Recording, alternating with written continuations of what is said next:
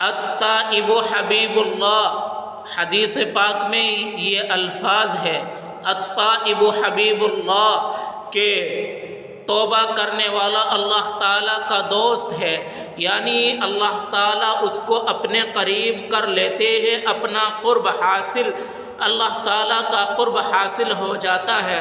التائب من الذنب کمن لا ذنب لہ، کہ گناہوں سے معافی مانگنے والا، گناہوں سے توبہ کرنے والا ایسا ہے جیسا کہ اس نے گناہ کیا ہی نہیں تھا۔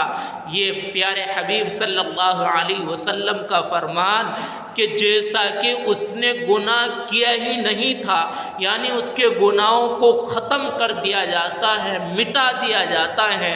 میرے بھائیوں، ضرورت ہے کہ ہم اللہ تعالیٰ کے سامنے عاجزی اور انکساری کے ساتھ توبہ اور استغفار کریں۔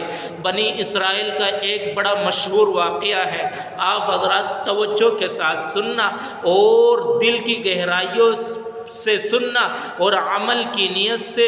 بنی اسرائیل میں ایک شخص تھا کہ وہ بہت عبادت گزار، متقی، پرہیزگار تھا اور عبادت کیا کرتا تھا۔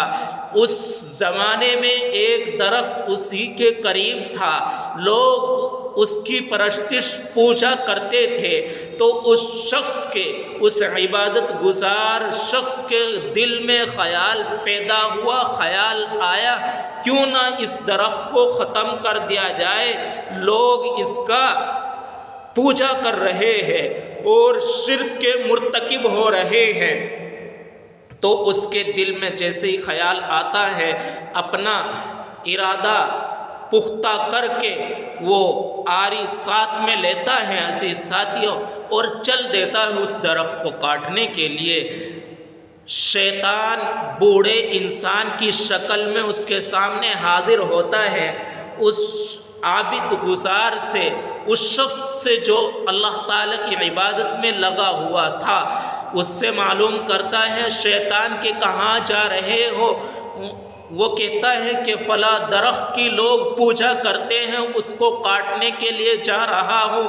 شیطان نے کہا کہ میں تمہیں کاٹنے نہیں دوں گا، یہاں تک کہ ان میں آپس میں بھیڑ ہوتا ہے اور جھگڑا ہو جاتا ہے، یہاں تک کہ شیطان کے سینے پر وہ عبادت گزار عابد متقی پرہیزگار اس کے سینے پر چڑھ جاتا ہے، اور جب وہ سینے پر چڑھ جاتا ہے تو وہ معافی تلافی کرتا ہے کہ مجھے چھوڑ دو، چلے جاؤ، تو وہ چھوڑ دیتے ہیں۔ پھر شیطان کچھ دیر کے بعد آگے راستے میں اس کو روکنے کی کوشش کرتا ہے اور کہتا ہے کہ تم کہاں جا رہے ہو؟ فرمایا کہ میں اس درخت کو کاٹنے کے لیے جا رہا ہوں۔ تو پھر لڑائی ہوتی ہے اور پھر شیطان کہتا ہے کہ میں تمہیں کاٹنے نہیں دوں گا، یہاں تک کہ عبادت گزار کہتا ہے کہ میں اس درخت کو کاٹ کر رہوں گا، تم روک نہیں سکتے، تمہارے اندر ہمت نہیں ہے، طاقت نہیں ہے۔ پھر وہ عبادت گزار اس کے سینے پر چڑھ جاتا ہے، اس پر حملہ آور ہو جاتا ہے۔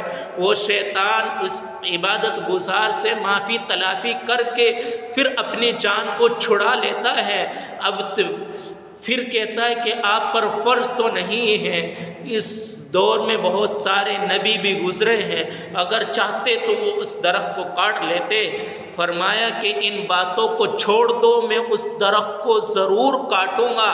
تو اس شیطان نے ایک چال چلی، جس چال کو میں آپ کو بتلانا چاہتا ہوں کہ وہ چال یہ تھی کہ اگر آپ اس درخت کو کاٹنا چھوڑ دو گے، اس کو نہیں کاٹو گے، تو آپ کے سرہانے پر ہر رات میں 3 دینار رکھ دیا کروں گا، جس سے آپ کا بھی خرچ، آپ کے اعزہ اور اقارب پر بھی حسن سلوک کر سکیں گے، یعنی آپ اچھے سے زندگی گزار سکیں گے، اچھے سے خرچ کر سکیں گے۔